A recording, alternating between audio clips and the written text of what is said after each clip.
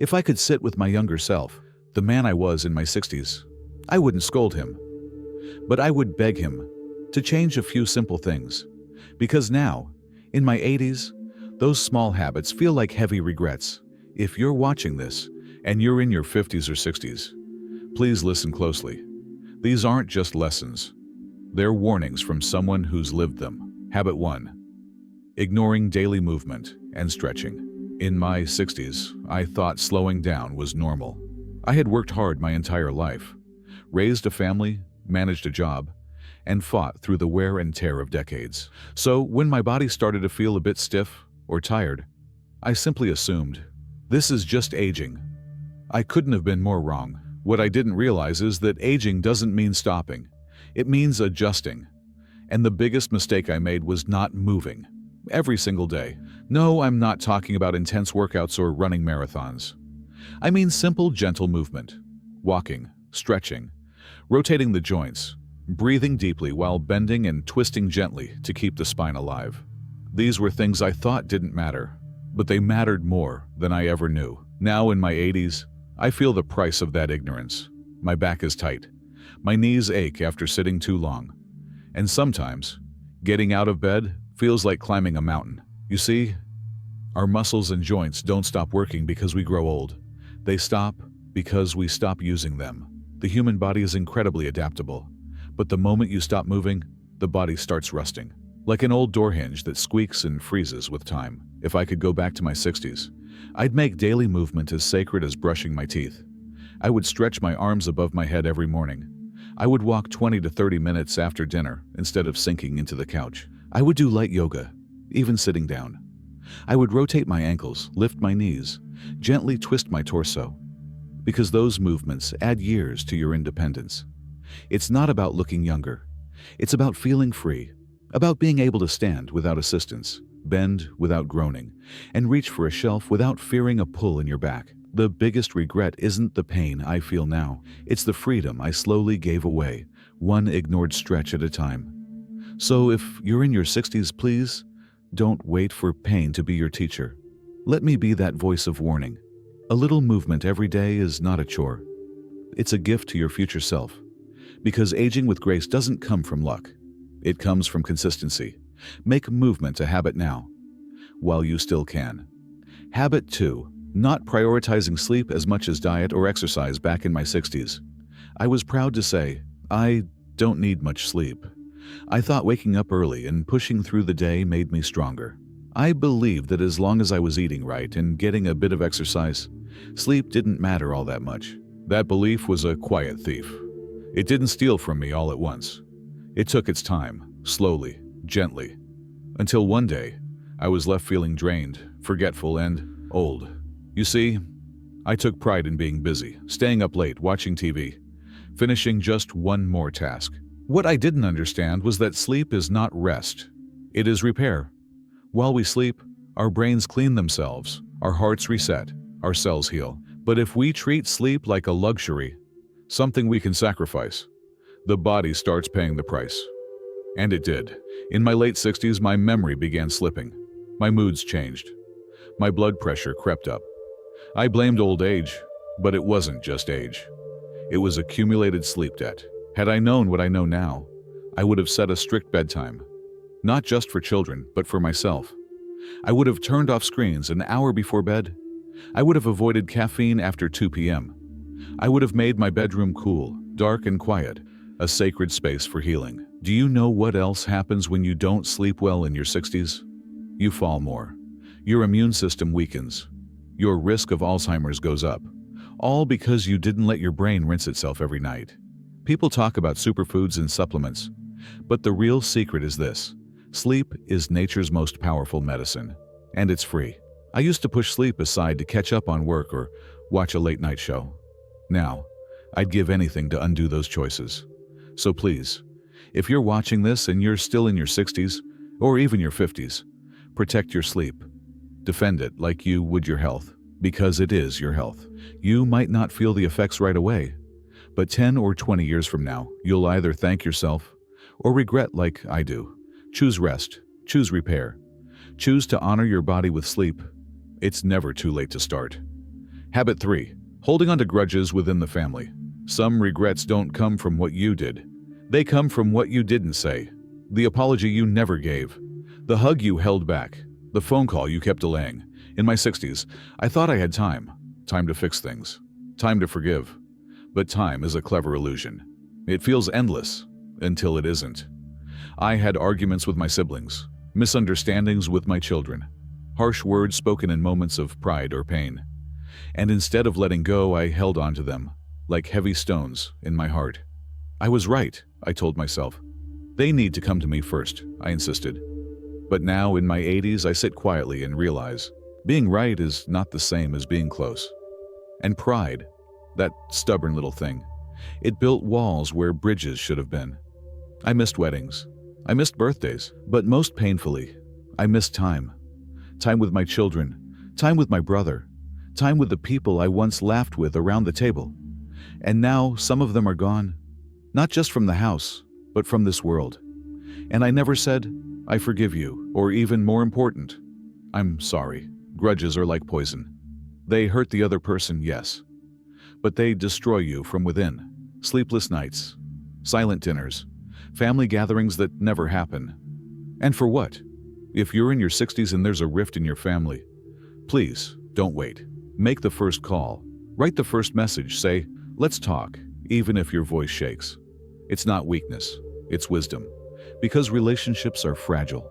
And one day, you'll look at an empty chair and wish you had filled it with love, not distance. The joy of peace far outweighs the satisfaction of being right. The sound of your children laughing again. The feeling of your sister hugging you after years. These are gifts no money can buy. Let go of the need to win the argument. Win the relationship instead. You still have time. Use it wisely. Habit 4. Consuming too much processed food. In my 60s, I still had energy. I didn't feel old. I could walk around just fine, work a bit, and enjoy life. So when someone told me to watch what I eat, I nodded. And then ignored it. I thought, a little processed food here and there won't hurt me. I've earned the right to enjoy easy meals. But I didn't understand that the damage was slow and silent. What's easy now can cost you later. I filled my pantry with packaged soups, frozen dinners, canned meats, sugary cereals, and snacks I could microwave in seconds. It felt convenient, cheap, fast. But here's what I didn't see coming. My blood pressure crept up. My cholesterol started to rise. My joints began aching more than usual.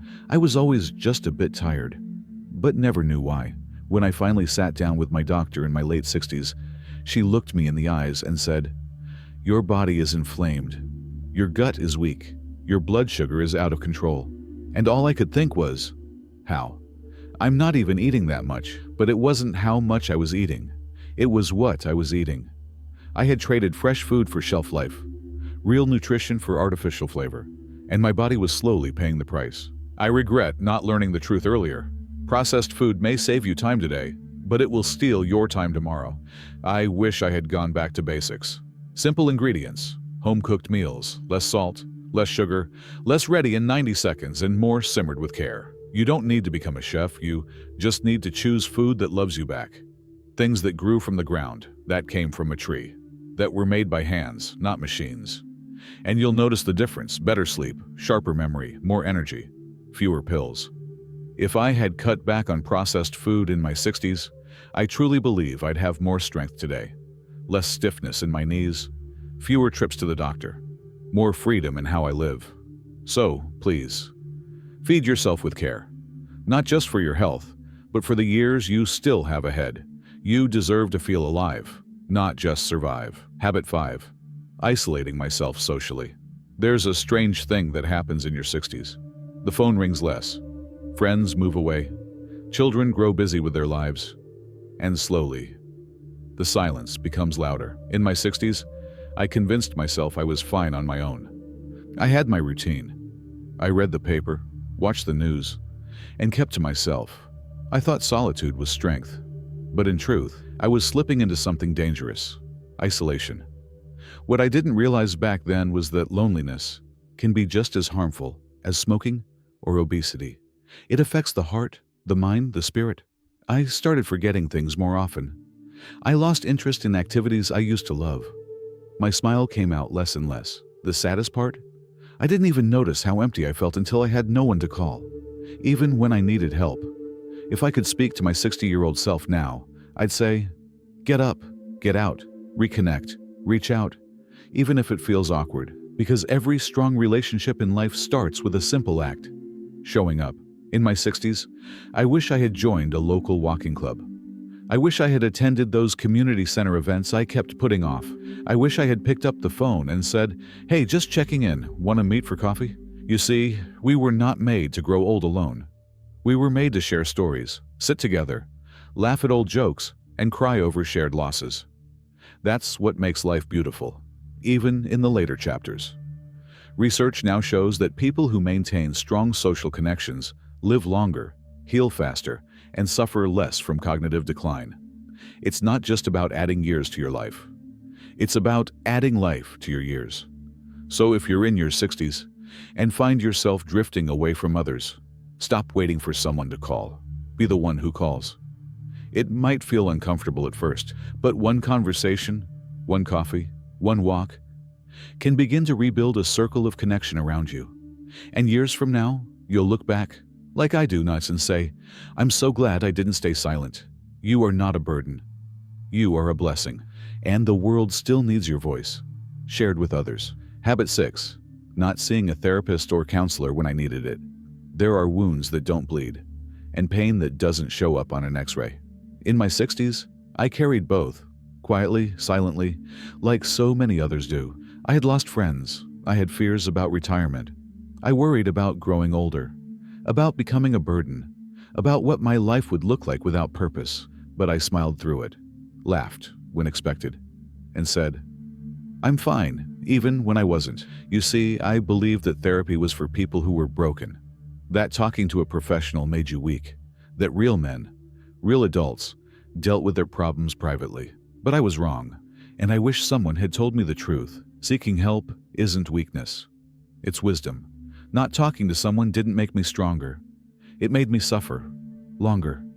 I carried guilt from my past, resentment toward loved ones, confusion about who I was now that my working years were behind me.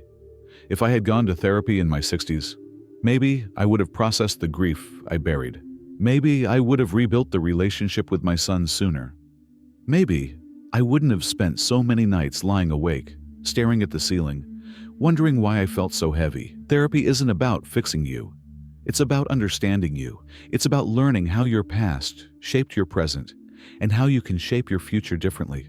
And in this stage of life, when things feel slower, quieter, sometimes the emotions grow louder, and we need a space, a safe, judgment-free space to unpack them. Whether it's a licensed therapist, a counselor at your local senior center, or even a spiritual advisor, having someone trained to listen can change your life in ways you can't imagine. If I could go back, I would have picked up the phone and booked that appointment. I would have said, "I need someone to talk to." And I'm not ashamed of that, because emotional health is just as vital as physical health. And our hearts deserve healing too. Please, don't wait for a breakdown to seek a breakthrough. Give yourself the gift of being heard, because you matter. Your story matters, and it's never too late to start healing. We can't go back in time, but we can pass forward the wisdom we've gathered along the way. The habits I shared with you today are more than regrets. They're reminders that your choices today shape your freedom tomorrow. That the small things, how you move, what you eat, how you sleep, who you forgive, who you talk to, they become the big things. If you're in your 50s or 60s, you still have time. Time to move more, to sleep better, to forgive, to eat well, to connect, and yes, to heal. Please don't carry the same regrets I do. Instead, carry this message forward to your children, your neighbors, your friends, because someone out there needs to hear it, maybe today. If this video touched your heart, if it reminded you of something you've been meaning to change, then please like this video so others can find it. Subscribe to Elderly Clever for more gentle wisdom every week. Share this with someone you care about, someone who still has time to make a better choice. And in the comments, I'd love to hear from you.